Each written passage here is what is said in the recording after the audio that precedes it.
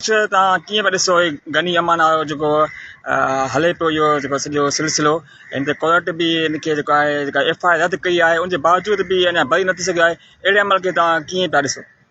मतलब इहो अमल त हाणे सिंध दुश्मन अमल आहे, सॼी सिंध हिन खे जिगती करे। तव्हां ॾिठो हूंदो त असांजी पुरमन जदोजहद जेका आहे हैबर सिंह साईं GM सैद वारी ऐं शहीद बशीर खान कुरैशी वारी, उन तहत असां जदोजहद कईसीं। मुसलसल 5 ॾींहं रोड रस्ता बंदि कयासीं, प्रेसिन क्लबनि ते मुख़्तलिफ़ जॻहियुनि ते असां एहतजाज कयासीं पुरमन नमूने सां।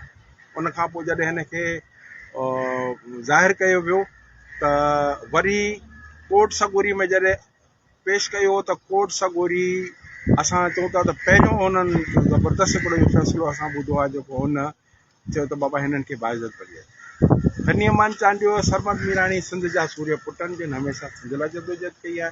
उन खां पोइ वरी मुसलसल वरी उनखे जॾहिं उहो असां उते हुआसीं त कोर्ट में वकील वग़ैरह उन जा वारस उतां ख़बर पई त वरी उतां उनखे खंबे खणी विया आहिनि। यार इहो त माना असां तव्हां ॿुधो हूंदो त जेको खंबे खणी वेंदा आहिनि मारवाई अदालत थींदो आहे या सभु थींदो आहे, त हीउ जेको हिकिड़ी कोर्ट फ़ैसिलो ॾिनो आहे उन कोर्ट खे वरी जेको सो उहो न मञींदे ऐं पोइ असांजे वकील जेके पंहिंजो आमिर विड़ाए चए ॿिया दोस्त उन्हनि बाक़ाइदा पहिरीं तौर ते लिखाए वरितो त बाबा हीउ तव्हां हुन ते असां हिनखे एक्सेप्ट नथा कयूं।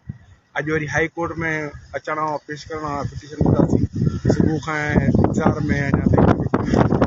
हाणे वरी सॼी संगत सभु ख़बर पए थो ADC कोर्ट आणीनि था। असां मां बि होॾे वञा पियो त इहा ख़बर पई आहे, पर इहा हिकिड़ो सरासर माना रियासत हिकिड़ी तव्हांखे ॻाल्हि ॿुधायां त इहा असांजी पुरमन जदोजहद उन खां रियासत तमामु वॾी ख़ौफ़ज़द आहे। छो त असां न हथियार था खणूं न को तशदुद था कयूं, पुरमन रोड रस्ता बंदि करे सॼी सिंध खे सिंधी माण्हुनि खे जॻायूं था त बाबा ॾिसो असांजे नौजवाननि सां ही ज़ुल्म आहे, तंहिं करे अचो मैदान ते ऐं इंशाअल्लाह ताला असीं मैदान में आहियूं। त पोइ इहो मां नंबर मुंहिंजो जी